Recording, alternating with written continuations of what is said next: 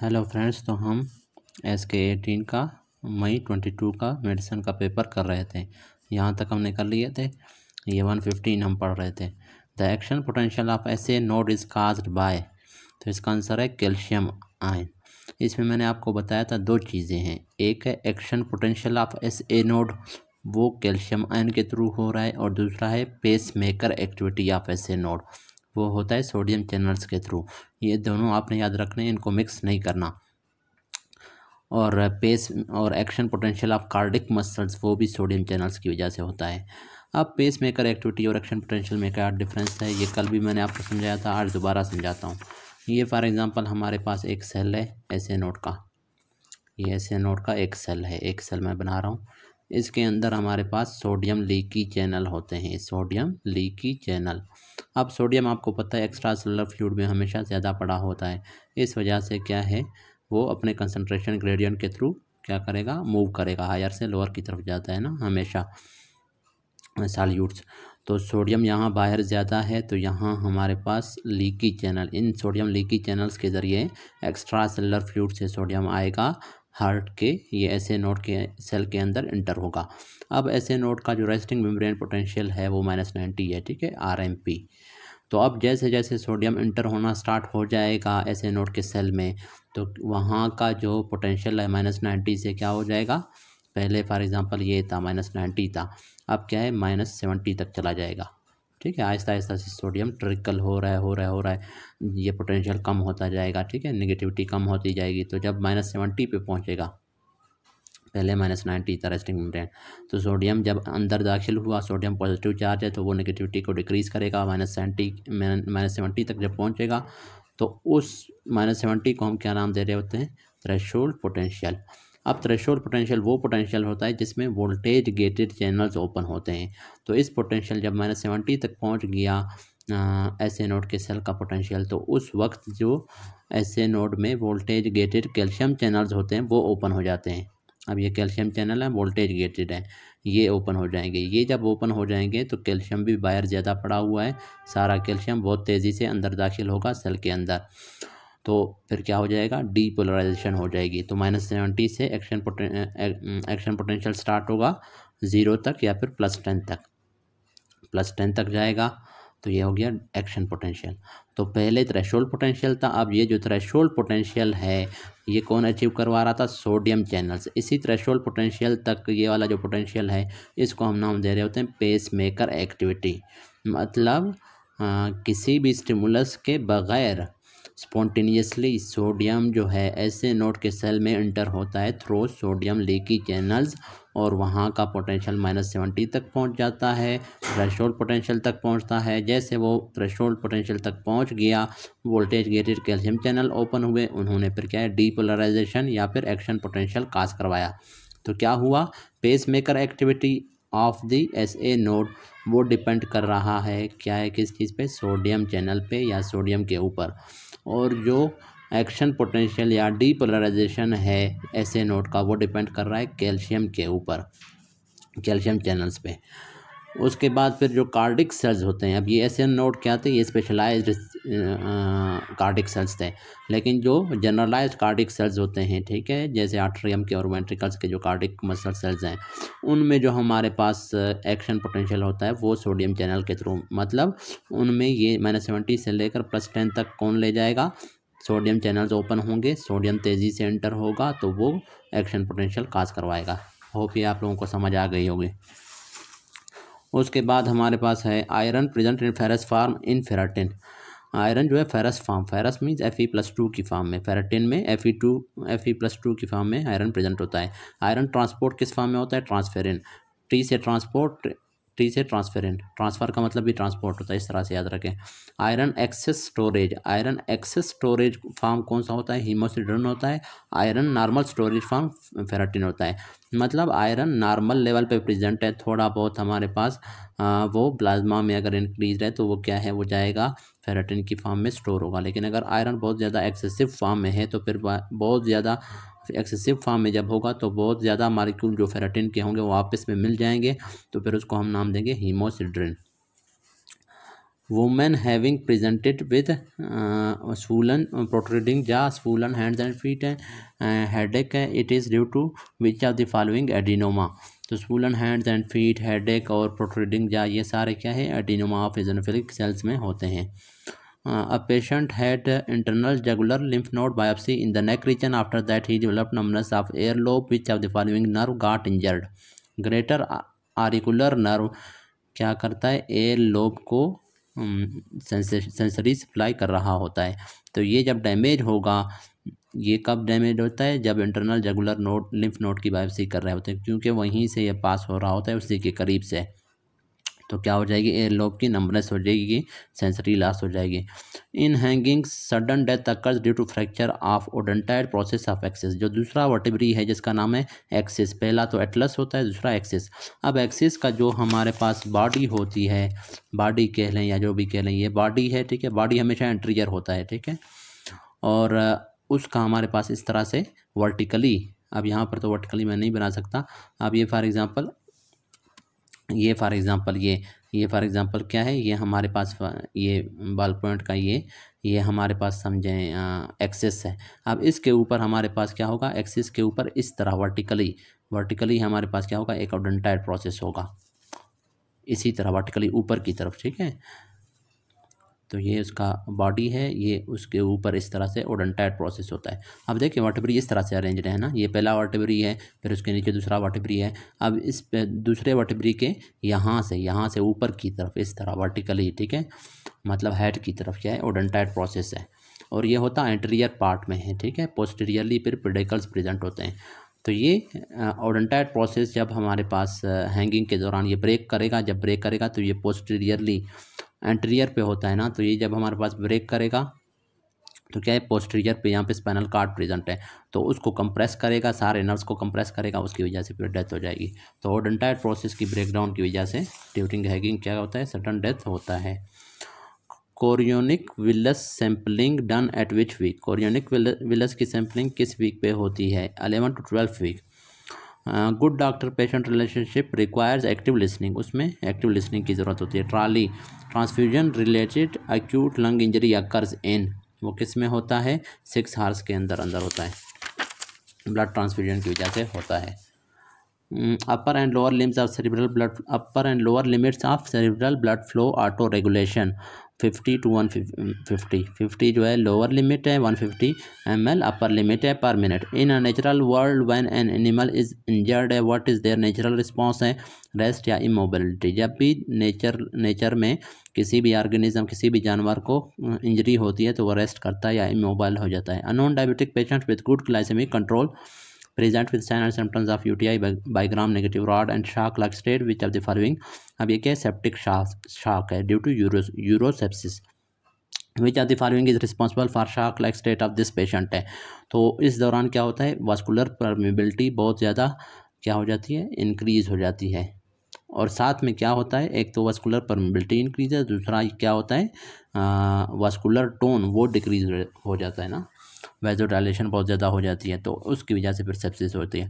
लेकिन क्या है, ये सेप्टिक शॉक है. सेप्टिक शॉक में मेनली क्या होता है, वही बात है कि वास्कुलर परमेबिलिटी इंक्रीज हो जाती है ड्यू टू ऑर्गेनिज्म, ठीक है, ऑर्गेनिज्म का जो एंडोटॉक्सिन होगा उसकी वजह से. Pap smear of lady done which shows dysplasia, increased nuclear cytoplasmic ratio, pleomorphism, but basement membrane intact है. बेसेंट मेम्ब्रेन इंटैक्ट है, इसका मतलब इन्वेजन नहीं हुई है, इसका मतलब लोकलाइज्ड है, इंट्राइपिथेलियल है. What is associated with this, तो ये क्या है, इसको कहते हैं कार्सिनोमा इन सिटू. इन सिटू मीन्स ये इन्वेड नहीं हुआ, एक ही लोकेशन पे प्रेजेंट है. अगर ये इंटैक्ट बेसमेंट मेम्ब्रेन नहीं होगा तो उसको हम लोग इन्वेसिव कार्सिनोमा कह सकते हैं. टेटानस टॉक्सिन इज न्यूरोटॉक्सिन होता है, लेकिन अगर एक्सोटॉक्सिन दिया होगा तो वो आपने टिक करना है. एक्सोटॉक्सिन क्यों है, क्योंकि ये ग्राम पॉजिटिव बैक्टीरिया है. क्लास्ट्रीडियम टेटानस क्या है, एक ग्राम पॉजिटिव बैक्टीरिया है, तो ग्राम पॉजिटिव हमेशा एक्सोटॉक्सिन रिलीज करते हैं, मतलब वो अपना जो टॉक्सिन है उसको रिलीज करते हैं अपने से बाहर, उसको कहते हैं एक्सोटॉक्सिन. और जो ग्राम नेगेटिव बैक्टीरिया होते हैं उनमें एंडोटॉक्सिन होता है. एंडो मीन्स वो अपने टॉक्सिन को रिलीज़ नहीं करते, बल्कि वो टॉक्सिन उनके आउटर जो सेल वाल है, उसका जो सेल वाल का जो आउटर लेयर है उसका पार्ट होता है एंडोटॉक्सिन ग्राम नेगेटिव में. और ज़्यादातर एंडोटॉक्सिन काज कर रहा होता है क्या, shock. Septic shock. Fracture of head of femur lead to avascular necrosis of head. अब देखिए नाम से जाहिर है हेड ऑफ द फीमर की फ्रैक्चर हुई है, उसकी वजह से हेड की नेक्रोसिस हो रही है। क्यों? ए वास्कुलर, मतलब a means absent, vascular means blood supply. Blood supply उसकी अब्सेंट हो गई, उसकी वजह से हेड की नेक्रोसिस हो गई। अब कौन सा आर्टरी इन्वॉल्व है इसमें? तो वो हमारे पास मीडियल सर्कमफ्लेक्स आर्टरी है। अब इसमें एक बात याद रखें, जो हेड को होता है, हेड है और एक नेक है। हेड को जो सप्लाई करता है वो रेटिनाकुलर आर्टरी है मोर देन मीडियल सर्कमफ्लेक्स आर्टरी, ये दोनों सप्लाई करते हैं। देखिए यहाँ पे एक्सप्लेनेशन दिया, यहाँ से पढ़ते हैं। हेड ऑफ फीमर को कौन सप्लाई कर रहा है? Retinacular artery more than medial circumflex artery. और नेक ऑफ फीमर को medial and lateral circumflex artery supply करते हैं। और avascular necrosis of head of femur में क्या होता है? मीडियल सर्कमफ्लेक्स आर्टरी डैमेज हो रहा है, जिसकी वजह से क्या है, हेड ऑफ द फीमर की तरफ ब्लड सप्लाई रुक गई है, उसकी वजह से एवास्कुलर नेक्रोसिस हो गई है। लेकिन बच्चों में हेड ऑफ फीमर को ऑब्ट्यूरेटर आर्टरी सप्लाई करता है। ए ग्रेनुलर सेरिब्रल कॉर्टेक्स है। अब सेरिब्रल कॉर्टेक्स में ए ग्रेनुलर एरिया है जिसमें ग्रेन्यूल्स नहीं होते, जिसमें राइबोसोम्स कम होते हैं, तो वो कहाँ पे प्रेजेंट होता है? प्राइमरी मोटर एरिया जो होता है वो ए ग्रेनुलर सेरिब्रल कॉर्टेक्स होता है। A person having DPT vaccine will have which type of hypersensitivity reaction? कल भी हमने पढ़ा था टाइप 3 हाइपर सेंसिटिविटी। इसमें एंटीबॉडी और एंटीजन आपस में क्या बनाते हैं? इम्यून कम्प्लेक्सेस बनाते हैं, फ्री इम्यून कम्प्लेक्सेस, जो कि फिर डिफरेंट ऑर्गन्स में डिपोजिट हो सकते हैं, जैसे कि किडनीज में। Patient is having nystagmus, which part of cerebellum is affected? Flocculonodular lobe अगर सेरिबेलम का अफेक्ट होगा तो वो निस्टिग्मस काज करेगा। Increase lung compliance in emphysema. अब देखें, एक है लंग इलास्टिसिटी, दूसरा है लंग कंप्लायंस। इलास्टिसिटी का मतलब है कि उसमें रिकॉयल होती है, कंप्लायंस का मतलब उसमें रिकॉयल स्टॉप हो जाता है, वो उसी तरह से उसी साइज में प्रेजेंट रहता है, उसमें ज़्यादा से ज़्यादा एयर की ऑक्यूपाई होने की गुंजाइश होती है, जगह होती है। अब एम्फाइजीमा कल मैंने आपको पढ़ाया था, एम्फाइजीमा में क्या होता है? अल्विलर सेप्टा जो है डिस्ट्रॉय, अल्विलर वाल डिस्ट्रॉय हो जाते हैं। ये अभी नॉर्मली अल्विलाई इस तरह से होते हैं, इस तरह से इनके दरमियान देखें वाल हैं। लेकिन एम्फाइजीमा में क्या हो जाता है? अब इन वाल्स की वजह से उनमें इलास्टिक रिकॉयल भी होती है, लेकिन जब ये वाल्स हमारे पास डिस्ट्रॉय हो जाएँ, इस तरह हो जाएंगे, ठीक है, ये इनके दरमियान वाले वाल डिस्ट्रॉय हो गए, तो अब इनमें इलास्टिक रिकॉयल ख़त्म हो गई। तो अब इनमें जितना से ज़्यादा आप एयर भरेंगे वो इसमें अक्यूमुलेट होता जाएगा, इसमें गुंजाइश होगी, इसमें जगह होगी एयर की, तो इस वजह से हम कहते हैं कंप्लायंस बढ़ गई है। मतलब जब इलास्टिक रिकॉयल हमारे पास कम हो जाए, इलास्टिक रिकॉयल ख़त्म हो जाए, तो हम कहते हैं कंप्लायंस बढ़ गई है लंग की। तो एम्फाइजीमा में कंप्लायंस बढ़ जाती है, एजिंग में भी इसी तरह, क्योंकि एजिंग में हमारे पास जो सेप्टा वगैरह होते हैं, जो कनेक्टिव टिश्यू होता है वो वीक हो जाता है। अब डिक्रीज कंप्लायंस किस में होता है? जिसमें या तो अल्वेलाई में इलास्टिक रिकॉयल बढ़ जाए या फिर उनमें फ्लूइड्स वगैरह एक्यूमुलेट हो। पल्मोनरी फाइब्रोसिस में क्या होता है? बहुत ज़्यादा से ज़्यादा कनेक्टिव टिश्यू और कोलाजन फाइबर्स एक्यूमुलेट होते हैं लंग्स में, और उनमें उनकी वजह से इलास्टिक रिकॉयल बहुत ज़्यादा होती है, जिसकी वजह से उसकी कंप्लायंस कम हो जाती है। नमूनिया में कंसोलिडेशन होते हैं, ARDS में भी यही होता है, पल्मोनरी एडिमा में फ्लूइड जमा हो जाता है, जिसकी वजह से कम ऑक्सीजन की गुंजाइश उसके अंदर होती है, इस वजह से हम कहते हैं लंग कंप्लायंस कम है। Thyroid diuretics acts on early distal tubule पे एक्ट करते हैं, और लूप डायरेटिक्स वो जो है असेंडिंग लिम्ब पे एक्ट करते हैं। प्रॉक्सिमल ट्यूब्यूल पे कौन एक्ट करता है? ऑस्मोटिक डायरेटिक्स, जैसे कि acetazolamide. Patient experiences stress of hospitalization due to fear of being handicapped है। Baby born at 24 weeks of with respiratory distress syndrome which of the following is correct regarding this condition. अब 24 week पे उसके अंदर जो हमारे पास वो होता है सर्फेक्टेंट होता है लंग्स के अंदर, वो अभी तक नहीं बनी हुई, जिसकी वजह से क्या है, उसमें इलास्टिसिटी हमारे पास बहुत ज़्यादा होगी। इलास्टिसिटी जब बहुत ज़्यादा होगी लंग्स में तो वो कोलैप्स कर जाएंगे, अल्वेलर कोलैप्स होगी, क्योंकि जो सर्फेक्टेंट होता है वो क्या करता है, सरफेस टेंशन को कम करता है, इलास्टिक रिकॉयल को कम करता है, या सरफेस टेंशन को डिक्रीज़ कर रहा होता है, जिसकी वजह से अल्वेलाई कोलैप्स नहीं होता। लेकिन अगर सर्फेक्टेंट की डिफिशियंसी होगी तो अल्वेलर कोलैप्स होगा। A patient has damage to nerve coming out from dorsal surface of the left side of the brainstem. Brainstem के डार्सल सरफेस पे सिर्फ एक नर्व होता है जो कि बिहाइंड दी या dorsal surface of the brainstem से निकल रहा होता है, वो होता है ट्रॉक्लियर नर्व। तो यहाँ से आपको अंदाज़ा होना चाहिए। और what will be defect in this patient, तो इसमें ट्रॉक्लियर नर्व समझें डैमेज हो चुका है, ठीक है, वो कह रहा है वो नर्व डैमेज हुआ है जो कि dorsal surface of the brainstem से निकल रहा है, और किस साइड का? लेफ्ट साइड का। तो ट्रॉक्लियर नर्व लेफ्ट वाला लेफ्ट आई बाल को और राइट वाला राइट आई बाल को इनर्वेट कर रहा होता है।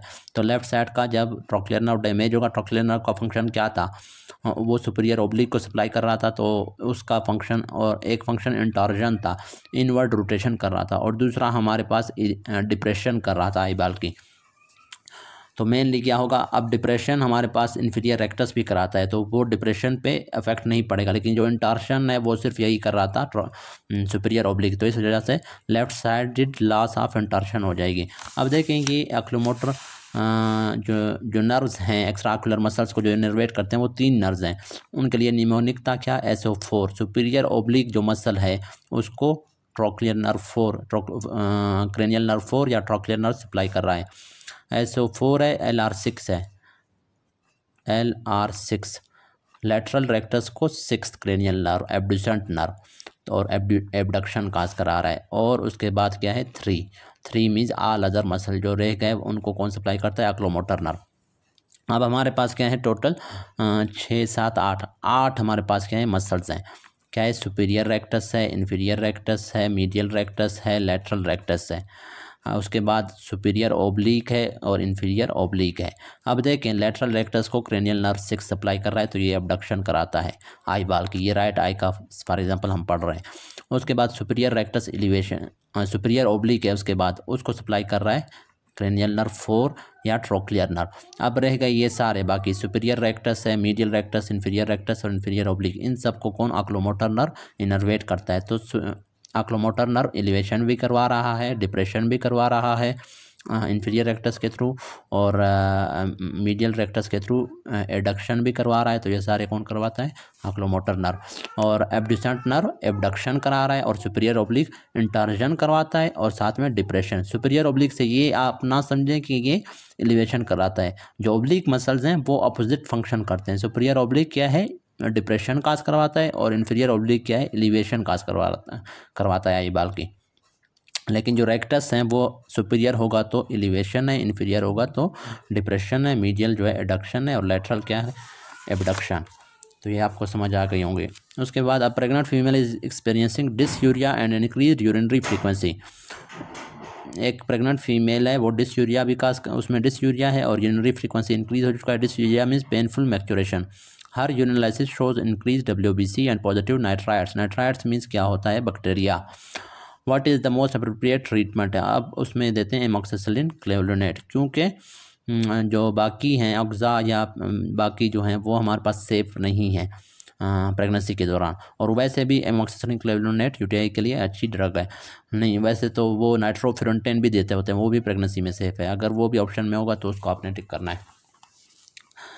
پیشنٹ واز ٹیکن وارفیرین ہے and after monitoring INR 2 to 3۔ Normal INR 1 ہوتا ہے، لیکن اگر ایک پیشنٹ اینٹی کاگولنٹس لے رہا ہے جیسے کہ وارفیرین تو اس کا INR 2 to 3 کے رینج میں ہونا چاہیے، اس سے زیادہ نہیں ہونا چاہیے۔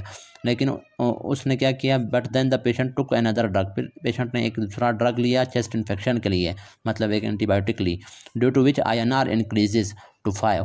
اب کون سا، یہ پوچھنا چاہ رہا ہے کہ کون سا ڈرگ ان میں سے INR کو انکریز کرتا ہے، تو وہ ہے کلیریتھرومائسن، اینٹی بایوٹک ہے نا، چیسٹ انفیکشن کے لیے یوز ہوتا ہے، لیکن جو پیشنٹ وارفیرین پہ ہو تو اس میں کلیریتھرومائسن جو ہے کاشن کے ساتھ یوز کریں یا پھر نہ کریں، کوئی اور اینٹی بایوٹک یوز کریں۔ Plasmodium وائیویکس patient treated by doctor correctly thrice in 3 months come again with chills، next best treatment. دوبارہ ہم اصل میں کیا ہے، اس کو بار بار کیوں ہو رہا ہے، کیونکہ اس کا جو ہائپنوزائٹ سٹیج ہے جو کہ لیور میں ڈارمنٹ سٹیج میں پڑا ہوتا ہے وائیویکس اور اوویل، اس کے لیے پریماکوین نہیں دیا گیا، اس وجہ سے اس پیشنٹ کو بار بار وہ ہائپنوزائٹس ایکٹیویٹ ہو جاتے ہیں اور دوبارہ سے اس کو ملیریا کاز کرتے ہیں، تو اس وجہ سے اس کے لیے پھر کیا ہے، پریماکوین بیسٹ ہے، تو وہ ہم دیں گے۔ یہ ہم لوگ 14 mg تقریباً دیتے ہیں، 15 mg اور 14 days کے لیے دیتے ہیں۔ 8 months old boy is brought for، اور صرف وائیویکس اور اوویل میں دیتے ہیں، باقی جو ملیری یا فالسیپارا میں ان کا کوئی بھی ہائپنوزائٹ سٹیج نہیں ہوتا، لیور میں ڈارمنٹ سٹیج ان کا نہیں ہوتا، اس وجہ سے ان کے لیے پریماکوین کی ضرورت نہیں ہوتی۔ 8 month old boy is brought for assessment، he was born to an HIV infected mother ہے، the most reliable investigation to confirm HIV infection۔ اچھا، HIV انفیکشن کو کنفرم کرنے کے لیے کون سا انویسٹیگیشن ہم نے کرنا ہے، HIV RNA detection by PCR۔ Viruses کے لیے زیادہ تر PCR کرتے ہوتے ہیں نا۔ Person awake from his sleep and starts walking, اب یہ غلط ہے، یہ اصل میں اس طرح ہے، پرسن اویک نہیں ہوا ہے، person starts walking during sleep, اس کو پھر ہم نام دیتے ہیں سومنا ایمبولزم۔ اگر ایک پیشنٹ جاگ گیا ہے، وہ اگر واکنگ کر رہا ہے تو وہ تو ہمارے پاس سومنا ایمبولزم تو نہیں ہوا، وہ تو نارمل ہے۔ سومنا ایمبولزم کا مطلب نیند کے اندر واکنگ کرنا، ٹھیک ہے، ان سلیپ واکنگ۔ یہ دیکھیں سلیپ واکنگ انہوں نے ایکسپلینیشن میں دیا بھی ہوا ہے، سومنا ایمبولزم۔ اسٹیٹمنٹ تھوڑا ان لوگوں نے غلط لکھا ہوا ہے۔ اور سلیپ کے دوران ٹاکنگ کو کہتے ہیں سومنی لیوکی، یہ کل بھی ہم نے پڑھے تھے۔ سومنا یا سومنی میز کیا ہے؟ نیند، ٹھیک ہے، سلیپ۔ ایمبولزم میز موومنٹس، جیسے ایمبولائزیشن یا ایمبولنس کو بھی اسی وجہ سے ایمبولنس کہتے ہیں کیونکہ موومنٹ کرتا ہے، لوکوموشن کرتا ہے۔ اور لوکی میز talking. The ایکٹوپک thyroid hormone is secreted by, اچھا اس میں small cell carcinoma of ling ACTH release کرتا ہے۔ اس کے علاوہ لیمبر ایٹن سنڈروم بھی کاز کر سکتا ہے۔ اس کے علاوہ SIADH کاز کرے گا، ADH سیکریٹ کر سکتا ہے، اسموکنگ اس کی کاز ہے۔ اور لیکن جو ایکٹوپک تھائرائڈ ہارمون وہ اسکویمس سیل کارسینوما آف لارنکس سے ریلیز ہوگا۔ اور کارسینائڈ سنڈروم جو ہوتے ہیں، کارسینائڈ وہ جو ٹیومر جو ہوتے ہیں وہ تو آپ کو پتہ ہے کیا ریلیز کرتے ہیں؟ سیروٹونین۔ اب دیکھیں اسمال سیل کارسینوما اسموکنگ کی وجہ سے ہو رہا ہے، موسٹ ایگریسو ہے، اور ایکٹوپک ACTH پروڈیوس ہوتا ہے، کوشنگ سنڈروم ہے، پھر لمبر ایٹن ہے، پھر SIADH ہے۔ اسکویمس سیل کارسینوما آف لنگس جو ہوتا ہے وہ بھی اسموکنگ اس کا موسٹ کامن کاز ہے، اور یہ کاز کرتا ہے ہائپر کیلسیمیا کاز کر سکتا ہے۔ ایکٹوپک تھائرائڈ پروڈیوس ہوتا ہے اسکویمس سیل کارسینوما آف لارنکس سے۔ وینٹریکلس فلنگ از پریزنٹڈ ایز TP سیگمنٹ۔ اب یہ کس طرح سے ہے یہ میں آپ کو سمجھاتا ہوں۔ وینٹریکولر سیگمنٹ کو ہم کیا ہے، وینٹریکولر فلنگ کو TP سیگمنٹ سے ہم کس طرح سے وہ کرتے ہیں۔ اب دیکھیں یہ P ہمارے پاس ویو کس چیز کو شو کرتا ہے؟ آرٹریل ڈیپولرائزیشن۔ اس کے بعد PR انٹرول ہو گئی، پھر یہ ہمارے پاس Q ہے، پھر R ہے، پھر یہ ہمارے پاس کیا ہے S ہو گیا، اور اس کے بعد یہ ہمارے پاس کیا ہو گئی T۔ اب یہ دیکھیں یہ Q ہے، یہ R ہے، یہ ہمارے پاس S ہے، یہ T ویو ہے، اور یہ P ویو ہے۔ اب یہ P سے لے کر یہ PR انٹرول یہ شو کرتا ہے ایک تو آرٹریل ڈیپولرائزیشن، اور ساتھ میں آرٹریا سے AV نوڈ تک جو ہمارے پاس AV نوڈ سے جو امپلس پاس ہو رہا ہے اس چیز کو شو کرتا ہے PR انٹرول۔ QRS کمپلیکس پھر کس چیز کو شو کرتا ہے؟ وینٹریکلز۔ یہ فار ایگزامپل وینٹریکلز ہیں، ان وینٹریکلز کی کنٹریکشن کو کون شو کرتا ہے؟ QRS کمپلیکس، ان کی جب کنٹریکشن ہوتی ہے۔ اس کے بعد یہ واپس ریلیکس ہو رہے ہوتے ہیں کیا ہے؟ During ST segment. ST segment کس کو شو کر رہا ہوتا ہے؟ ریپوزیشن کے دوران کیا ہو رہا ہے؟ ریلیکسیشن۔ اس کے بعد جب ریلیکسیشن ہو گئی تو اس کے بعد ہمارے پاس یہ جو ڈیوریشن ہے اگلے ویو، اگلے آرٹریل ریپوزیشن سے پہلے والا، اس کو کہتے ہیں TP سیگمنٹ۔ یہ یہاں T کے اینڈ سے اور P کے سٹارٹ سے یہ والا جو ایریا، اس دوران کیا ہے؟ اب وینٹریکلز یہاں T کے اوپر وینٹریکلز ریلیکس ہو گئے، تو جب ریلیکس ہو گئے اب ان کی فلنگ سٹارٹ ہو جائے گی وینٹریکلز کی، ٹھیک ہے۔ تو اس دوران وینٹریکل کی فلنگ ہو رہی ہے، جیسے وینٹریکل کی فلنگ ہوگی اس کے بعد آرٹریا کی کنٹریکشن سٹارٹ ہوگی، اس کے بعد وینٹریکلز کی۔ تو یہ ہو گیا TP سیگمنٹ کیا ہے؟ وینٹریکولر فلنگ کو شو کرتا ہے۔ دا ٹائیڈل volume is 500 ml۔ ٹائیڈل volume 500 ml ہے، اینڈ انٹرا پلمونری پریشر کیا ہے؟ 0 to 5 سینٹی میٹر واٹر ہے۔ The product of this pressure and volume, اب یہ جو والیوم ہے اس کو جب ملٹیپلائی کرتے ہیں اس پریشر کے ساتھ تو ہمارے پاس جو ویلیو آتی ہے اس کو ہم نام دیتے ہیں کمپلائنس۔ اب میں نے کہا تھا جتنا زیادہ ہمارے پاس اسپیس ہوگا ایئر کے لیے ہم کہتے ہیں کمپلائنس اتنا زیادہ ہے، کیونکہ والیوم بھی بڑھ جائے گا، پریشر بھی بڑھ جائے گا نا۔ اب دیکھیں اس میں اس کو کہتے ہیں لنگ کمپلائنس۔ ڈیورنگ وینٹریکولر ایجیکشن ہے the minimum pressure gradient is between. Ventricle سے جب ایجیکشن ہوتی ہے، بلڈ فلو نکلتا ہے، تو اس دوران منیمم پریشر گریڈینٹ کس کے درمیان ہوتا ہے؟ تو وہ ہے پلمونری آرٹری اینڈ لیفٹ آرٹریم۔ اب اس میں سے یہ بھی ہمارے پاس تھوڑا کنسیپٹ والا ہے۔ اب لیفٹ آرٹریم اور وینٹریکل میں پریشر گریڈینٹ منیمم نہیں ہوتا، میکسیمم ہوتا ہے۔ اگر منیمم ہوگا pressure gradient means pressure difference, اگر لیفٹ آرٹریم اور وینٹریکل میں پریشر کا ڈفرینس بہت کم ہوگا تو کیا ہوگا؟ پھر جو ہے میٹرل وال اوپن ہی نہیں ہو سکے گا، کیونکہ پریشر کا ڈفرینس بہت کم ہے۔ جتنا زیادہ پریشر کا ڈفرینس ہوگا اتنا آسانی سے میٹرل وال اوپن ہوگا اور پھر کیا ہے؟ وینٹریکل میں بلڈ فلو ہوگی۔ سیم اسی طرح رائٹ آرٹریم رائٹ وینٹریکل میں پریشر ڈفرینس بہت زیادہ ہوتی ہے، اس وجہ سے ٹرائکسپیڈ جب رائٹ آرٹریم کنٹریکٹ کرتا ہے نا اس وقت وینٹریکل ریلیکس ہے، تو اب اس وجہ سے ان میں پریشر ڈفرینس بہت زیادہ ہے، اور اسی کنٹریکشن کے دوران پریشر ڈفرینس زیادہ ہونے کی وجہ سے وہ ٹرائکسپیڈ وال اوپن ہوتا ہے۔ سیم اسی طرح لیفٹ آرٹریم لیفٹ وینٹریکل میں، لیفٹ آرٹریم جب کنٹریکٹ ہو رہا ہے تو اس میں پریشر بہت بڑھ گیا ہے، لیکن وینٹریکل اس ٹائم ریلیکس ہے، تو اس وجہ سے وینٹریکل میں اس ٹائم प्रेशर लीस्ट है और लेफ्ट आर्टरियम में मैक्सिमम है, तो प्रेशर ग्रेडियंट इनमें मैक्सिमम होता है, मिनिमम नहीं होता। लेकिन राइट ये हो गया, लेफ्ट वेंट्रिकल और एरोटा में भी हमारे पास प्रेशर ग्रेडियंट मैक्सिमम है। अगर मिनिमम होगा तो एरोटिक वाल्व ओपन नहीं होगा। तो लेफ्ट वेंट्रिकल जब कंट्रैक्ट कर रहा है उस वक्त हमारे पास लेफ्ट वेंट्रिकल का प्रेशर मैक्सिमम है, एरोटा का प्रेशर कम है, क्योंकि एरोटा में पहले से ब्लड कम है, इस वजह से उसका प्रेशर कम है, तो इस वजह से एरोटिक वाल्व ओपन होगा। रह गया pulmonary artery and left atria. Pulmonary artery और लेफ्ट आर्टरियम में प्रेशर मिनिमम इस वजह से क्योंकि पल्मोनरी आर्टरी जाएगा, लंग्स से पास हो रहा है, बहुत लंबा रास्ता है, तो उस दौरान क्या है प्रेशर कम होता होता होता जब लेफ्ट आर्टरियम तक पहुंचेगा ब्लड, तो उस वक्त क्या है इन दोनों के दरमियान जो प्रेशर डिफरेंस है वो मिनिमम होगी। सही है। In which brain part neural activity increases before a skill movement. Skill movement के लिए कौन से पार्ट ऑफ द ब्रेन में न्यूरल एक्टिविटी इंक्रीज होती है, पूछ रहा है स्किल मूवमेंट के लिए कौन सा part of the brain responsible है, वो है cortical association area. Girl gave birth to still birth child, अच्छा गर्ल ने स्टिल बर्थ चाइल्ड को जो है गेव बर्थ ये अब केबरजोलिन सप्रेसेस लैक्टेशन, क्योंकि डोपामीन एगोनिस्ट है। डोपामीन एगोनिस्ट क्या करते हैं, डोपामीन क्या है प्रोलैक्टिन इनहिबिटिंग फैक्टर, जो नॉर्मली प्रोड्यूस होता है वो प्रोलैक्टिन को इनहिबिट करता है और लैक्टेशन को प्रिवेंट करता है। और सेम इसी तरह अगर केबरजोलिन देंगे तो वो भी डोपामीन एगोनिस्ट है, प्रोलैक्टिन इनहिबिटिंग फैक्टर भी डोपामीन एगोनिस्ट है। तो ये पूछ रहा है कि ये किस तरह से प्रोलैक्टिन को डिक्रीज कर रहा है केबरजोलिन, तो डोपामीन D2 रिसेप्टर एगोनिस्ट है। Heat produced by muscle in excess of resting heat during construction. Simple इसको आप ऐसे याद रखें कि मसल की कंट्रक्शन के दौरान जो हीट प्रोड्यूस हो रही है उसको हम क्या नाम देंगे, इनिशियल हीट, क्योंकि कंट्रक्शन स्टार्ट हुआ है ना, जैसे कंट्रक्शन स्टार्ट हुआ है तो उस वक्त हीट प्रोड्यूस हो रहा है, उसको कह रहे हैं initial heat. A small child had exchanged transfusion as HB was decreased. After that slowly his hair became red, then trunk and whole body. तो इसमें क्या है अब रिएक्शन हो रहा है, कौन सा रिएक्शन हो रहा है, then whole body also he had diarrhea। अब डायरिया की बात जब भी आ गई, ठीक है, और साथ में क्या है रिएक्शन के साइन एंड सिम्टम्स है, जैसे उसका बॉडी रेड होता जा रहा है, हिस्टामिन रिलीज हो रहा है ना, तो फिर क्या है जॉन्डिस है, डिरेंज्ड एलेप्टीज है, तो फिर ये ग्राफ्ट वर्सेस होस्ट डिजीज़ को शो करता है। अब इसमें ये जो है एक्सप्लेनेशन में बहुत इंपॉर्टेंट चीज़ें हैं, इसमें दो चीज़ें हैं, एक है हाइपर एक्यूट रिजेक्शन, ये विद इन मिनट्स हो सकता है, इसको कहते हैं ये प्री फॉर्म्ड एंटीबॉडीज़ की वजह से होता है, तो ये टाइप 2 हाइपर सेंसिटिविटी को शो करता है।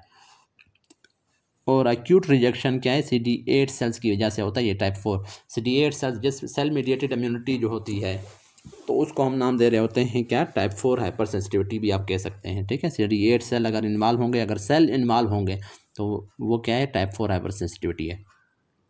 फिर क्रोनिक रिजेक्शन में क्या होता है, CD4 सेल्स इन्वॉल्व होते हैं, तो टाइप 2 और 4 हाइपर सेंसिटिविटी दोनों होते हैं। ग्राफ्ट वर्सेस होस्ट डिजीज़ में टाइप 4 हाइपर सेंसिटिविटी रिएक्शन है, मतलब देखें एक एक्यूट रिजेक्शन में टाइप 4 है, एक ग्राफ्ट वर्सेस होस्ट में टाइप 4 है। डिफरेंस क्या है, type graft versus host disease में साथ में क्या हो रहा है, डायरिया, जबकि एक्यूट रिजेक्शन में डायरिया नहीं हो रहा। और क्रोनिक रिजेक्शन में क्या है, टाइप 2 और टाइप 4 दोनों प्रेजेंट हैं, और हाइपर एक्यूट सिर्फ टाइप 2 है, तो ये आपने रटने। Pregnant lady with labour pain and obstructed labour was taken to the hospital but died before reaching to the hospital, most likely cause क्या है, तो ये है amniotic fluid embolism. Within 24 hour, अगर प्रेगनेंसी के या लेबर के with in 24 our में, उस दौरान कभी कभार आपको कंफ्यूज करने के लिए वो लॉन्ग बोन का फ्रैक्चर भी देते हैं, लेकिन क्या है लॉन्ग बोन का अगर फ्रैक्चर हुआ है तो उसके अगर 3 से 5 दिन के अंदर, 3 से 5 दिन में अगर डेथ होती है तो वो होता है फैट एम्बोलिज्म। लेकिन अगर क्या है विद इन 24 आवर हो रही है, चाहे लॉन्ग बोन फ्रैक्चर हुआ है चाहे लेबर के दौरान है प्रेग्नेंट लेडी, तो उसको हम हमेशा एमनियोटिक फ्लूइड एम्बोलिज्म कहेंगे। अब देखें एयर एम्बोलिज्म पर क्या होता है, जब CVP सेंट्रल वीनस लाइन हम लोग पास कर रहे होते हैं, ठीक है, तो उस वक्त हमारे पास जब आप वो पास कर रहे हैं, क्योंकि वो आप पास करते हैं किस में, इंटरनल जुगुलर वेन में या फिर सबक्लेवियन वेन में, तो उस दौरान अगर हमारे पास एयर एंटर हो जाए उन वेन्स में, तो उन वेन्स से ब्लड कहाँ जा रहा होता है, राइट आर्टरियम में, वहाँ से राइट वेंट्रिकल, वहाँ से पल्मोनरी आर्टरी में जाके इलाज करेगा, और क्या है पल्मोनरी इन्फेक्शन काज कर सकता है, तो एयर एम्बोलिज्म उसको कहते हैं, ठीक है। अगर CVP आप पास कर रहे हैं और शॉर्टनेस ऑफ ब्रेथ स्टार्ट हो गई है तो ये चेक करता है एयर एम्बोलिज्म को। प्रेग्नेंट लेडी है प्लस लॉन्ग बोन फ्रैक्चर है, या फिर died on way to hospital है विद इन 24 आवर है, या ड्यूरिंग लेबर है, ठीक है, वो कहेगा प्रेग्नेंट लेडी है, उसको लॉन्ग बोन फ्रैक्चर है और क्या है वो हॉस्पिटल पहुँचने से पहले उसकी डेथ हो गई है, तो ये हमारे पास एमनियोटिक फ्लूइड है। या फिर वो कहेंगे प्रेग्नेंट लेडी है, उसको लेबर स्टार्ट हो चुका है और उस दौरान उसकी विद इन 24 आवर डेथ हो गई, तो वो भी एमनियोटिक फ्लूइड एम्बोलिज्म है। सडन डेथ है प्लस सडन शार्टनेस ऑफ ब्रेथ है, ये फिर पल्मोनरी एम्बोलिज्म है। लॉन्ग बोन फ्रैक्चर है, डेथ आफ्टर 3 to 5 days है, वो है fat embolism.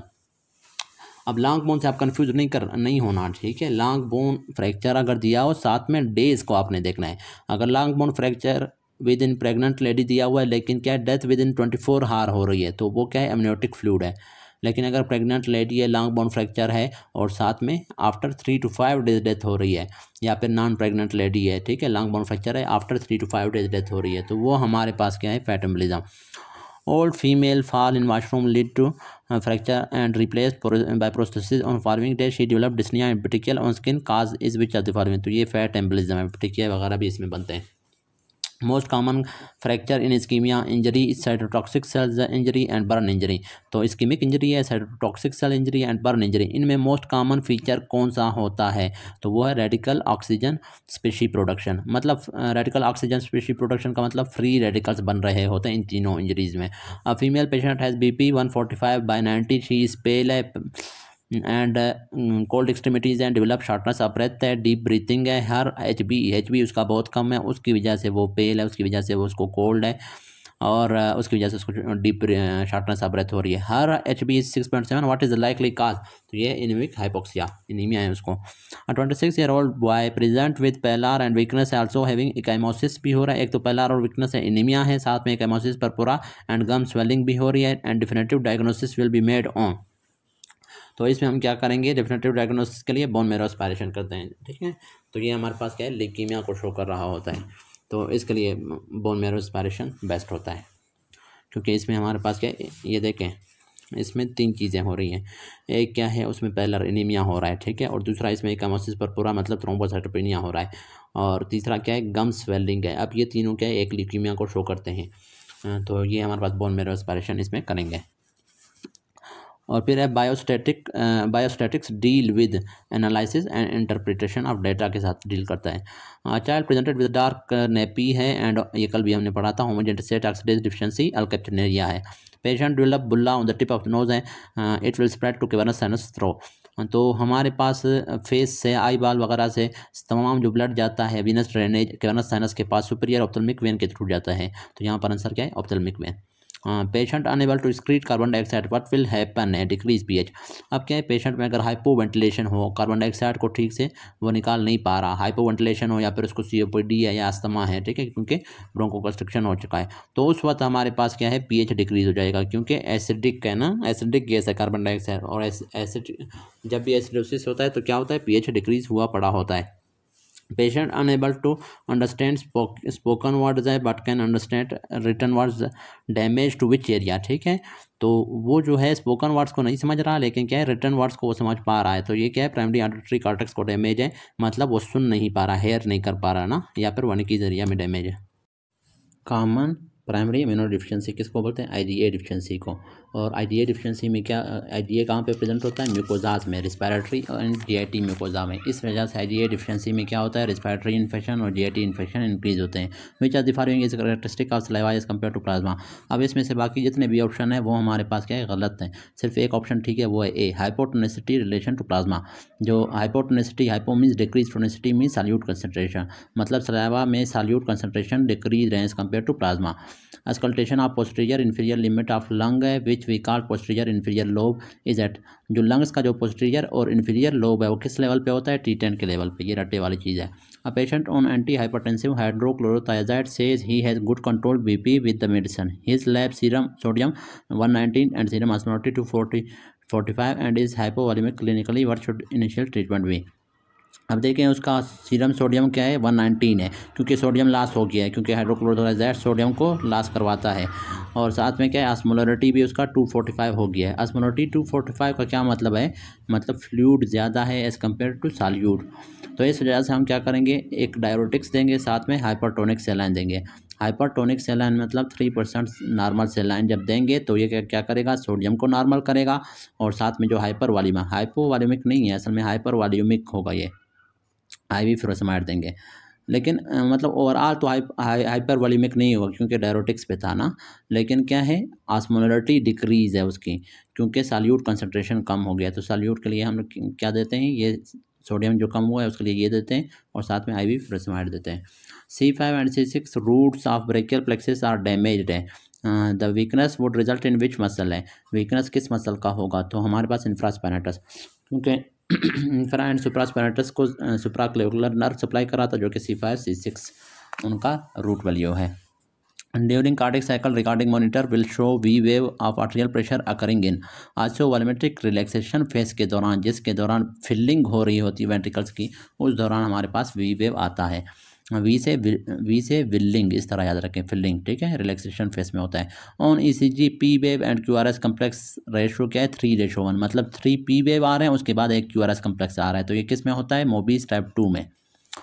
Incomplete heart block जो होता है, there will be complete PR dissociation, जो कंप्लीट हार्ट ब्लॉक होता है उसमें रेशो सेम नहीं होता, एक बार 2:1 आ रहा होगा, फिर 3:1 आ रहा होगा, फिर 4:1 आ रहा होगा, मतलब उसमें AV डिसोसिएशन होता है ना। Most widely used technique to detect tumour cells, अब इसमें आप कंफ्यूज नहीं होना, एक होता है टू डिटेक्ट ट्यूमर, अब देखें common method to detect tumour, उसके लिए ट्यूमर मार्कर होता है, या common method to detect cancer, any cancer, वो ट्यूमर मार्कर है, लेकिन अगर ट्यूमर सेल्स की बात आ जाए तो उसके लिए most common method peripheral smear है। सेमी ल्यूनर वाल opening is seen eight which face, semi means half, lunar means moon, half moon shaped जो वाल होते हैं हार्ट के अंदर, वो कौन से होते हैं, एरोटिक वाल और पल्मोनरी वाल, तो उनकी ओपनिंग कह रहा है किस फेस में होता है, तो वो रैपिड इजेक्शन के दौरान होता है, रैपिड इजेक्शन के स्टार्ट में। Prefer beginning of the rapid ejection phase or end of the isovolumetric contraction है, ठीक है, पहले आइसोवॉल्यूमेट्रिक कंट्रक्शन हो रहा है जिसमें ट्राइकस्पिड और बाइकस्पिड वाल्व भी क्लोज हैं, साथ में एरोटिक और पल्मोनरी वाल्व भी क्लोज हैं, तो इस वजह से उसको कह रहे हैं आइसोवॉल्यूमेट्रिक कंट्रक्शन, मतलब वॉल्यूम सेम है वेंट्रिकल का, ना ऊपर से कुछ आ रहा है ना नीचे से बाहर कुछ जा रहा है, लेकिन कंट्रक्शन हो रहा है। अब उसका जब एंड होता है तो उस वक्त स्टार्ट होता है रैपिड इजेक्शन, तो रैपिड इजेक्शन के स्टार्ट में और आइसोवॉल्यूमेट्रिक कंट्रक्शन के एंड पे हमारे पास ये वाल्व्स ओपन होते हैं। बाकी एक्सप्लेनेशन भी सारा यही है, लेकिन इसमें एक इन्होंने गलत लिखा हुआ है कि at the end of isovolumetric contraction aortic valve closes, ये गलत है, at the end of isovolumetric contraction aortic valve open होता है, क्योंकि उस दौरान रैपिड इजेक्शन फेज स्टार्ट हो चुका होता है ना। At the beginning of rapid ejection aortic valve open है, beginning of rapid ejection phase या एंड ऑफ आइसोवॉल्यूमेट्रिक कंट्रक्शन, दोनों में एरोटिक और पल्मोनरी वाल्व्स ओपन हो रहे होते हैं। फर्स्ट हार्ट साउंड जो होती है ड्यू टू किस वजह से हो रही होती है, आइसोवॉल्यूमेट्रिक कंट्रक्शन की वजह से हो रही होती है। First heart sound isovolumetric contraction है जिसमें mitral valve and tricuspid valve close हो रहे होते हैं। ये बात हमेशा याद रखें कि जो साउंड होते हैं, चाहे हमारे पास फर्स्ट हार्ट साउंड हो चाहे सेकेंड हार्ट साउंड, वो क्या है, वाल्व्स के क्लोजर की वजह से होते हैं। तो सेकेंड हार्ट साउंड क्या है, आइसोवॉल्यूमेट्रिक रिलैक्सेशन की वजह से हो रहा है जिसमें closure of aortic and pulmonary valve होती है। Third heart sound rapid in ventricular, rapid ventricular अगर फिलिंग होगी, उस रैपिड फिलिंग की वजह से जो साउंड सुनाई देता है उसको कहते हैं थर्ड हार्ट साउंड, लेकिन वो क्या है, चिल्ड्रन, प्रेगनेंसी और एथलीट्स में नॉर्मल हो सकता है, लेकिन वैसे फिर किसी और में अगर हो तो वो एबनॉर्मल है। लेकिन फोर्थ हार्ट साउंड हमेशा एबनॉर्मल होगा, वो क्या है, आर्ट्रियल सिस्टोल, जब आर्ट्रिया कंट्रैक्ट करते हैं अगेंस्ट स्टिफ वेंट्रिकल या हाइपरट्रॉफी वेंट्रिकल, तो उस वक्त जो साउंड सुनाई देता है उसको कहते हैं फोर्थ हार्ट साउंड वो हमेशा एबनॉर्मल होता है। थर्ड हार्ट साउंड फिर भी नॉर्मल हो सकता है, जैसे चिल्ड्रन में, प्रेगनेंसी में, एथलीट्स में। Patient is having vertical diplopia and trouble moving down stairs, nerve involve will be. अब वर्टिकल डिप्लोपिया में मोस्ट कॉमन काज क्या है, वो हमारे पास क्रेनियल नर्व 4 है या ट्रोक्लियर नर्व है। अब देखें वर्टिकल डिप्लोपिया क्रेनियल नर्व 4 भी काज कर सकता है, क्रेनियल नर्व 3 भी। क्रेनियल नर्व 4 क्यों काज कर रहा है, क्योंकि सुपीरियर ओब्लिक को सप्लाई करता है, जो कि हमारे पास डिप्रेशन करा रहा था। अब जब वो हमारे पास एब्सेंट है तो डिप्रेशन नहीं हो रही, जिसकी वजह से क्या है, दूसरे आई की हमारे पास डिप्रेशन हो रही है, लेकिन दूसरे एक आई की हो रही है, दूसरे आई की नहीं हो रही, जिसकी वजह से क्या चीज़ें हमें डबल दिखाई देंगे। हाँ, अगर बायलैटरल हमारे पास वो होगी, ट्रोक्लियर नर्व डैमेज होगा, तो फिर क्या है, डिप्लोपिया नहीं होगी। लेकिन बायलैटरल नहीं होता, हमेशा ज़्यादातर क्या है, यूनिलैटरल होता है, तो इस वजह से क्रेनियल नर्व 4 अगर डैमेज है यूनिलैटरली तो उसमें क्या होता है, वर्टिकल डिप्लोपिया होता है, मोर देन क्रेनियल नर्व 3 में भी हो सकता है। 3 में फिर क्या है, सुपीरियर रेक्टस अगर डैमेज होगा या इन्फीरियर रेक्टस डैमेज हो रहा है ना, तो उसकी वजह से भी हमारे पास एक आई के डैमेज हो रहा है, दूसरे आई के डैमेज नहीं हो रहा है, उसकी वजह से भी वर्टिकल डिप्लोपिया होता है। Fourth nerve palsy diplopia on seeing down, vertical. Third nerve palsy diplopia on seeing down, vertical भी हो सकता है थर्ड नर्व पाल्सी में, और right and left horizontal diplopia दोनों हो सकते हैं। सिक्स नर्व पाल्सी में हॉरिजॉन्टल होता है क्योंकि वो एबडक्शन करा रहा था। 30 year female presented with acute chest pain and hemoptysis है, 1 week after delivery, there is no fever है, ECG shows S1 Q3 T3 pattern है, मोस्ट अप्रोप्रिएट इन्वेस्टिगेशन। अब ये हमारे पास शो कर रहा है किसको, एक्यूट पेरिकार्डिटिस को, तो इसके लिए मोस्ट एक्यूरेट जो इन्वेस्टिगेशन है वो है CT angiogram, sorry acute pericarditis नहीं बल्कि ये S1Q3T3 किस में होता है, पल्मोनरी एम्बोलिज्म में, और उसमें हमारे पास नेक्स्ट जो बेस्ट स्टेप है वो है CT angiogram. A 26-year-old healthy woman with regular menstrual cycle was a passenger in bus which met an accident. She was uninjured, but her husband and son died in ensuing years after her menses. उसके बाद उसके menses cease हो गए and she had frequent nightmares about the accident. The most likely reason for her amenorrhea. Amenorrhea means absence of menses. तो उसका most common cause क्या है, decreased dopamine secretion. Dopamine decrease हो रहा है, मतलब प्रोलैक्टिन इनहिबिटन फैक्टर जो कि हाइपोथैलेमस से आता है, तो वो हमारे पास क्या करेगा, जब वो हमारे पास उससे आता है, ये prolactin inhibiting factor anterior pituitary से, जब वो डिक्रीज़ हो गया, वो डोपामिन होता है ना, तो क्या है, प्रोलैक्टिन प्रोडक्शन इनहिबिट नहीं होगी, प्रोलैक्टिन प्रोड्यूस होगा, मिल्क प्रोड्यूस होगा, और जब भी प्रोलैक्टिन प्रोड्यूस होता है तो वो इनहिबिट करता है GnRH को, गोनेडोट्रोफिन रिलीजिंग हार्मोन, जो कि हाइपोथैलेमस से रिलीज़ हो रहा था। जब वो इनहिबिट होगा तो फिर FSH LH एंटीरियर पिट्यूटरी से रिलीज़ नहीं होगा, और उसके बाद उसकी फिर मेंसेस नहीं होंगी। लेकिन decreased dopamine will cause more prolactin to be released and which will inhibit GnRH. This results in amenorrhea. Which of the following volume या capacity in the lungs after normal tidal volume expiration? Normal tidal volume को अगर आप expire करें उसके बाद जो volume रह जाती है उसको कहते हैं फंक्शनल रेजिडुअल कैपेसिटी है। लेकिन अगर क्या है, आप मैक्सिमम क्या करते हैं, एक्सपायरेशन करते हैं, उसके बाद जो रह जाए उसको फिर कहते हैं रेजिडुअल वॉल्यूम। इनमें कन्फ्यूज नहीं होना आपने। और टाइडल वॉल्यूम किसको कहते हैं, नॉर्मली एक इंस्पायरेशन के दौरान जितना वॉल्यूम आप लेते हैं। The volume of air remaining in the lungs after maximum full expiration के बाद जो रहता है उसको कहते हैं रेजिडुअल वॉल्यूम। उसका जो क्वांटिटी है, वैल्यू है 1200 है। लेकिन volume remaining in the lungs after a tidal volume, सिर्फ टाइडल वॉल्यूम आप रिलीज़ कर दो, नॉर्मली जितना रिलीज़ कर रहे हैं, तो उस वक्त हमारे पास जो बाकी रह जाता है उसको कहते हैं फंक्शनल रेजिडुअल कैपेसिटी, वो होता है 2300 ml। अच्छा, उसके बाद during inspiration what will happen, inspiration के दौरान क्या होता है, जो थोरेसिक आर्टेरियल प्रेशर है वो डिक्रीज़ होता है, जिसकी वजह से क्या है, डायलेटेड थोरेसिक वेन्स हो जाते हैं। क्योंकि आर्टरी में प्रेशर कम हो गया तो आर्टरी से ब्लड फ्लो आगे नहीं हो रहा, तो पीछे जो वेन्स होंगे, थोरेसिक वेन्स होंगे, उनके अंदर ब्लड एक्यूमुलेट होगा तो वो डायलेट हो जाएंगे। What is necessary in G1 for next phase two occur, G1 के बाद G2 फेज होता है, उस दौरान S फेज होता है, तो उसमें क्या होता है, G1 फेज के दौरान DNA सिंथेसिस हो जाती है, उसके बाद फिर नेक्स्ट फेज होता है। वेजाइकल below clavicle and sternal above sternal angle. अब वेजाइकल अगर बनेंगे क्लेविकल के नीचे और एबव स्टर्नल एंगल, ये हमारे पास श्रिंगल्स में भी बनते थे, तो ये C3 C4 वाले एरिया में बनते हैं, डर्माटोम के अंदर। लोकल लिम्फेटिक ऑब्स्ट्रक्शन वारिसिला जोस्टर की वजह से, लोकल लिम्फेटिक ऑब्स्ट्रक्शन क्योंकि वो नर्व्स के अंदर हमारे पास वो हो जाता है, डॉर्मेंट फॉर्म में पड़ा होता है, और फिर क्या है, नर्व को हमारे पास नर्व के अंदर क्या नाइट्यूल्स या वेजाइकल बना लेता है, और बहुत ज़्यादा इसमें पेन भी होती है। C3 C4 एरिया वाले एरिया में, क्लेविकल से नीचे, एक्सटर्नल एंगल से ऊपर। Local lymphatic obstruction is caused by the combination of which two, तो इन्फेक्शन नियोप्लाजिया कल भी पढ़ा था। इन लिम्फेडिमा, लिम्फेडिमा का मतलब भी लोकलाइज्ड स्वेलिंग है, और किस वजह से, लिम्फेटिक ऑब्स्ट्रक्शन की वजह से। In lymphedema, lymphatic obstruction is caused by infection and fibrosis की वजह से हो रही है। एडिमा या ascites in liver patient is due to decrease oncotic pressure, ये भी हमने पढ़ा था। ऑन्कोटिक प्रेशर या ऑस्मोटिक प्रेशर ये होता है प्रोटीन्स की वजह से। तो लिवर पेशेंट जो होते हैं CLD वाले, उनमें क्या है, प्रोटीन कम बनता है, अल्ब्यूमिन कम बनता है। जब अल्ब्यूमिन कम होगा, प्रोटीन क्या करते हैं, वाटर को, प्लाज्मा को अपने साथ अट्रैक्ट किए रखते हैं। जब अल्ब्यूमिन कम होगा तो प्लाज्मा उनके साथ अट्रैक्ट हुए नहीं रहेगा, बल्कि लीक होगा ब्लड वेसल से, और क्या हो जाएगा, एडिमा होगा, साथ में एसाइटिस होगी। Pregnant lady at 34 weeks of pregnancy with koilonychia and pallor blood picture will show decrease MCV MCH। अब प्रेग्नेंट लेडी है, 34 वीक है, उसको क्या है, कोलिनाकिया, ब्रिटल नेल्स है ना, ये क्रोनिक आयरन डिफिशिएंसी एनीमिया में होता है, एंड पैलर भी है, इससे भी हमें पता चल रहा है एनीमिया है। ब्लड पिक्चर विल शो, तो आयरन डिफिशिएंसी एनीमिया में MCV भी डिक्रीज हुआ होता है, माइक्रोसिटिक होता है ना, और हाइपोक्रोमिक होता है, MCH भी डिक्रीज हुआ पड़ा होता है, तो इस वजह से ए है। Man waiting for the bus from 60 minutes in the moderate heart environment है, ठीक है, मॉडरेट हार्ट इन्वायरमेंट में मैन वेट कर रहा है, तो उस वक्त बॉडी किस तरह से टेम्परेचर को रेगुलेट करता है, क्यूटेनियस हाइपरीमिया, मतलब ब्लड वेसल जो होते हैं स्किन के, वो हमारे पास क्या होते हैं, डायलेट हो जाते हैं, और उनसे हीट लॉस होता है।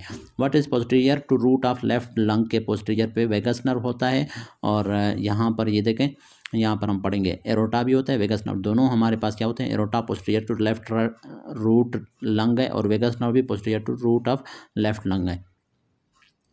اور اس کے علاوہ ہمارے پاس انٹیریئر کیا ہوگا ایزائگس وین، اے سے ایزائگس، اے سے انٹیریئر، تو ایزائگس وین انٹیریئر ہوتا ہے لیکن کس کے، رائٹ روٹ آف دی لنگ کے، جو رائٹ لنگ ہے اس کے روٹ کے سامنے ایزائگس وین ہوتا ہے، اور جو لیفٹ اور رائٹ وینز ہیں، رائٹ لنگز ہیں، دونوں کے روٹ کے پیچھے ہمارے پاس کیا پڑا ہوتا ہے، ویگس نرو ہوتا ہے، اور ساتھ میں ہمارے پاس لیفٹ والے کے پیچھے وہ بھی ہوتا ہے، ایروٹا بھی ہوتا ہے، اور ساتھ میں جو دونوں کے انٹیریئر پہ فرینک نرو ہوگا۔ مطلب رائٹ لنگ اور لیفٹ لنگ دونوں کے انٹیریئر پہ فرینک نرو ہے، دونوں کے پوسٹیریئر پہ ویگس نرو ہے، یہ تو آپ کو سمجھ آ گئی۔ اور لیفٹ کے پوسٹیریئر پہ کیا پریزنٹ ہے، ایک ایکسٹرا چیز ہے وہ ایروٹا ہے، اور رائٹ کے انٹیریئر پہ ایک ایکسٹرا چیز ہے ایزائگس وین ہے۔ Which of the following local انیستھیزیا shows highest protein binding and cardio toxic ہے، بیوپیواکین ہے۔ A young female complaining of the numbness and paresthesia along with color changes in her left arm and there is no wasting of the interosseae جو مسل ہوتے ہیں interosseae between the bones جو ہمارے پاس وہ ہوتے ہیں نا، یہ ہمارے پاس میٹا کارپل اور ہمارے پاس کارپلس کے درمیان وہ جو ہوتے ہیں ڈیجٹس کے درمیان ہمارے پاس جو وہ ہوتے ہیں مسل ہوتے ہیں ان کو کہتے ہیں انٹراسیائی، تو وہ ہمارے پاس ان کی ویسٹنگ نہیں ہوئی ہے، الٹرڈ سینسیشن ہے T1 ڈسٹریبیوشن ایریا میں، تو یہ کیا ہے سروائکل ریب کی وجہ سے۔ C1 سروائکل ریب کیا ہوتا ہے، ایک ایکسٹرا ریب ہوتا ہے کلیویکل کے اوپر ہوتا ہے، اور یہ کیا ہے کلیویکل، اور کلیویکل کیونکہ یہاں سے پاس ہو رہا تھا بریکیل پلیکسس اور اس کا T1 بھی اس کا پارٹ تھا، تو یہ C1 کیا کرے گا اس کو کمپریس کرے گا، اس کی وجہ سے کیا ہو رہا ہے نمبنس وغیرہ ہو رہی ہے۔ تو TCA mood of action, try cyclic anti depressant کا جو موڈ آف ایکشن ہے یہ نارپینفرین اور سیروٹونین دونوں کی ری اپٹیک کو پری سینپٹک ٹرمینل میں پریونٹ کرتا ہے، اس کی وجہ سے نارپینفرین اور سیروٹونین سینپس میں زیادہ دیر تک پڑا رہے گا اور اپنا ایکشن کرتا رہے گا پوسٹ سینپٹک نیورون کے اوپر۔ A child has painful abdomen and legs ہے، low HP ہے، has history of repeated blood transfusion ہے which hemoglobin will be seen۔ اب repeated blood transfusion جب بھی آ جاتا ہے تو آپ کے ذہن میں کیا آتا ہے، بیٹا تھیلیسیمیا، تو بیٹا تھیلیسیمیا کے زیادہ کامن الفاظ ہے نا، تو بیٹا تھیلیسیمیا کو ڈائگنوز کرنے کے لیے ہم لوگ کیا کرتے ہیں HB الیکٹروفورسس، HbA2 کو ہم دیکھنا، اچھا انہوں نے HbS دیا ہوا ہے، سکل سیل، ہاں تو سکل سیل میں بھی ویسے وہ ہو سکتا ہے کیونکہ اس میں بھی انیمیا ہوتا ہے، اس میں بھی بلڈ ٹرانسفیوژن کی ضرورت ہوتی ہے، لیکن کیا ہے جو بیٹا تھیلیسیمیا ہوتا ہے اس کے اندر، لیکن یہاں پر ایک پوائنٹ انہوں نے دیا ہے کیا ہے پینفل ایبڈامن، مطلب یہ بات کر رہا ہے کس کی، اسپلین کی، اسپلینو میگلی ہو چکی ہے اس کی وجہ سے ایبڈامن پینفل ہے، تو اس وجہ سے یہ ہمارے پاس کیا ہے سکل سیل کی طرف جا رہا ہے۔ لیکن اگر پینفل ایبڈامن نہیں دیا ہوتا تو یہ کیا ہے اس میں آپ HbA2 کرواتے یا HB الیکٹروفورسس کرواتے کیونکہ وہ پھر تھیلیسیمیا ہوتا ہے۔ Intestinal motility is affected by ویزو active intestinal peptide, ویزو active intestinal peptide کا فنکشن کیا ہے، یہ نام سے ظاہر ہے انٹسٹائن سے ریلیز ہو رہا ہے اور یہ ایک پیپٹائڈ ہے، اور یہ کیا کراتا ہے بلڈ ویسل کی اسموتھ مسل کو کیا کرتا ہے ریلیکس کرتا ہے اور بلڈ ویسل کی ویزو ڈائلیشن کرواتا ہے۔ اس کے علاوہ یہ گیسٹرک سیکریشن کو ڈیکریز کرتا ہے، اس کے علاوہ کچھ اور بھی اس کے فنکشن ہے۔ 2 months اولڈ بیبی کاز اور انٹسٹائنل موٹیلٹی کو یہ ڈیکریز کر رہا ہوتا ہے، اور جو اسفنکٹرز ہوتے ہیں نا گیسٹرک کا ہے، چاہے ہمارے پاس گیسٹرک اسفنکٹر ہے یا لوور اسفیگل اسفنکٹر وغیرہ، ان سب کو یہ کیا کرتا ہے اوپن کرواتا ہے۔ 2 months old baby cause loose motion after every feed immediately, اگر ایوری فیڈ کے بعد امیڈیٹلی اگر لوز موشن ہو رہا ہے تو اس کو کہتے ہیں گیسٹروکولک ریفلیکس، مطلب سٹمک میں جیسے ہی فوڈ گیا تو کیا ہے کولون کے پاس کیا ہے انفارمیشن کیا جس کی وجہ سے کولون اریٹیٹ ہوا، ایک ریفلیکس پروڈیوس ہوا، اس نے کیا کیا پریسٹالسس کو انکریز کر کے ڈائریا کاز کرایا۔ لیکن اگر 6 to 8 hours آفٹر فیڈ ہو رہا ہے تو اس کو کہتے ہیں لیکٹوز انٹالرنس، ٹھیک ہے، lactose intolerance develop usually after 6 to 8 hours of feed. Gastric کولک reflex کیا ہے immediate loose motion after feed. Right ventricular pressure at which pulmonary وال اوپن، تو وہ 8 پہ، رائٹ وینٹریکولر پریشر کس پہ 8 ملی میٹر آف مرکری پہ۔ اب دیکھیں رائٹ وینٹریکولر پریشر جو ہوتا ہے وہ 0 سے 8 ہوتا ہے ڈیورنگ کیا ہے ڈائسٹول، ٹھیک ہے، 0 سے لے کر 8 تک ہمارے پاس ڈائسٹول میں ہوتا ہے، پھر 8 سے لے کر 25 تک وہ سسٹول کے دوران ہوتا ہے، ٹھیک ہے، 8 سے 25 تک، یہ رائٹ وینٹریکل کا میں نے کہا۔ اور جو لیفٹ وینٹریکل ہوتا ہے، ٹھیک ہے، رائٹ وینٹریکل کا 0 سے 8 تک ڈائسٹول ہے اور 8 سے 25 تک کیا ہے یہ ڈائسٹولک پریشر ہے اور یہ سسٹولک پریشر ہے، اور یہ کس کا ہے رائٹ وینٹریکل کا ہے، ٹھیک ہے۔ اب جو لیفٹ وینٹریکل کا ہے، لیفٹ وینٹریکل کا پریشر ہوتا ہے سسٹول کے دوران ہمارے پاس زیادہ ہوتا ہے، ڈائسٹول میں کیا ہوتا ہے 0 سے 80 ہوتا ہے اور سسٹول کے 80 سے 120 سسٹول کے دوران ہوتا ہے، اور یہ ڈائسٹول ہے۔ تو ہمارے پاس اب وہ پوچھ رہا ہے کہ ڈائسٹول کا جو ہمارے پاس میکسیمم پریشر کیا تھا 8 تھا، اس کے بعد سسٹول سٹارٹ ہو رہا ہے، تو 8 کے اوپر کیا ہے ہمارے پاس اوپن ہو جائے گا، کیا ہو جائے گا، وال اوپن ہو جائیں گے۔ تو ہمارے پاس رائٹ وینٹریکولر پریشر کتنا ہوگا، جب 8 ہوگا تو اس وقت پلمونری وال اوپن ہوگا، اور لیفٹ وینٹریکل کا پریشر جب 80 ہوگا تو اس وقت پلمونری ایروٹک وال اوپن ہوگا، ٹھیک ہے۔ رائٹ وینٹریکولر پریشر ڈیورنگ سسٹول 25 ہے، ڈیورنگ ڈائسٹول 0 to 8 ہے۔ Right ventricular pressure at which pulmonary وال اوپنس، مطلب ڈائسٹول کے دوران جو میکسیمم پریشر ہوتا ہے ہمیشہ اس پہ اوپن ہوتا ہے کیا، پلمونری یا ایروٹک وال۔ تو رائٹ وینٹریکل کا جو ڈائسٹولک پریشر ہے جو میکسیمم وہ 8 ہے، تو اس کے اوپر کیا ہے وہ اوپن ہوگا پلمونری وال، اور لیفٹ وینٹریکل کا جو ہمارے پاس ڈائسٹولک پریشر میکسیمم کتنا ہے 8 ہے، تو اس کے 80 ہے، تو اس کے اوپر اوپن ہوگا ایروٹک وال۔ Carbonic انہائیڈریٹ is present in are be Cs کے اندر پریزنٹ ہوتا ہے، cytoplasm of are B C میں۔ نیوپلازیا has پیرنکائما and micro environment, micro environment میں کیا ہوتا ہے، اسٹروما ہوتے ہیں، انفلیمیٹری سیلز ہوتے ہیں، اور ساتھ میں ویسل ہوتے ہیں۔ Patient complaints of ڈرائنس of eyes ہے، آن examination there was decrease secretion of لیکریمل gland ہے، اس کو کہتے ہیں زیروپتھلمیا، ڈرائنس of I. The most likely ganglia involved is, ganglia کون سا انوالو ہے، سب مینڈیبولر گینگلین، ٹیریگو پیلیٹائن گینگلین، یہاں سے ہمارے پاس جو نرو آ رہا تھا وہ لیکریمیشن کاز کروا رہا تھا، تو یہ ہمارے پاس ڈیمیج ہوا ہے۔ ڈوشین muscular ڈسٹروفی defective Jain makes the cell امپرمیبل to which of the following البیومن۔ Mechanism of ایپوپٹوسس in auto immune disease میں کیا ہوتا ہے، مالیکولر میمیکری ہوتی ہے۔ ایپوپٹوسس جو آٹو امیون ڈیزیز میں ہمیشہ مالیکولر میمیکری ہوتی ہے، میمیکری کا مطلب ہوتا ہے نقل۔ پہلے بیکٹیریا ہمارے جسم میں آتا ہے، اس کے اندر جو ایک اس طرح کا اینٹیجن ہوگا جس کے اگینسٹ ہمارے پاس اینٹی باڈی بنیں گے ہمارے باڈی میں، لیکن بیکٹیریا کے اوپر جو اینٹیجن تھا سیم اسی طرح کا اینٹیجن اس سے ملتا جلتا ہمارے باڈی میں بھی پریزنٹ ہے، تو وہ جو اینٹی باڈی بن گئے وہ بیکٹیریا کے اینٹیجن کو تو کل کریں گے، ساتھ میں ہمارے باڈی کے اندر جو اینٹیجن اس سے ملتے جلتے تھے ان کے اگینسٹ بھی یہ ایکشن کرے گا اور ہمارے ٹیشوز کو ڈسٹرائے کرے گا۔ تو یہ کیونکہ ملتے جلتے اینٹیجن نے بیکٹیریا کے بھی ہمارے بھی، اس وجہ سے ہم کہہ رہے ہیں مالیکولر میمیکری ہے نا، اس مالیکولر میمیکری کی وجہ سے کیا ہو رہا ہے، پروسیس ہو رہی ہے۔ Inversion of foot by which مسل ہے، تو وہ ہے ٹیبیالس پوسٹیریئر اینڈ انٹیریئر، یہ انورژن کرا رہے ہوتے ہیں، اور ایورژن کون کرواتا ہے، پیرونیس لانگس، پیرونیس ٹرشیس اور بریویس، لیکن سب سے زیادہ پیرونیس لانگس کا اس میں رول ہے۔ Anti biotic which when given ریپیڈلی release histamine and lower B P, تو یہ وینکومائسن ہوتا ہے، ٹھیک ہے، اینٹی بایوٹک کی بات کر رہے ہیں، ویسے مارفین بھی کاز کروا سکتا ہے لیکن کیا ہے، مارفین اینٹی بایوٹک نہیں ہے، ٹھیک ہے۔ Both مارفین and وینکومائسن release histamine but مارفین is not anti biotic. Mile alcoholic and gutka eater develop naan healing ulcer, he is prone to have, تو اس میں اسکویمس سیل کارسینوما کا چانسز زیادہ ہوتا ہے گٹکا السرز وغیرہ میں، گٹکا جن میں نان ہیلنگ السر بن جائے۔ اور patient is in 40 presented with dilated and ٹارشیس superficial veins ہیں، ڈائلیٹڈ ٹارشیس سپرفیشل وینز ہوتے ہیں ود نو ادر ابنارملٹی، تو اس کو یہ ہمارے پاس کیا ہے، یہ ویریکوزڈ وینز ہیں، اس میں جو ہمارے پاس وین کے جو والز ہیں ان میں ہمارے پاس کیا ہے، کمپٹنسی ڈکریز ہو گئی ہے، انکمپٹنس یا انکمپلیٹ کلوجر آف والز ہیں، کون سے والز، وینز کے اندر جو پریزنٹ ہے۔ الٹرنوبیرک وٹاگو and driver is due to, الٹرنو means alternating, مطلب چینج ہو رہا ہے، بیرک مینس پریشر، اگر پریشر چینج ہوتا جائے ڈائیورس کے اندر، ڈائیورس جو ڈائیو کر رہے ہوتے ہیں تو ان میں ہمارے پاس ظاہر سی بات ہے جب وہ ہمارے پاس نیچے جا رہے ہوں یا اوپر کی طرف آ رہے ہوں تو پریشر چینج ہوتا جاتا ہے، اس کی وجہ سے کیا ہوتا ہے، وٹاگو ان کو ہوتا ہے۔ تو کیونکہ ان ایکول پریشر ہوتا ہے ان مڈل ایئر ڈیورنگ ڈسینٹ ہے، ڈیورنگ اسینٹ ہے، اس کی وجہ سے کیا ہے ان کو وٹاگو ہوتی ہے۔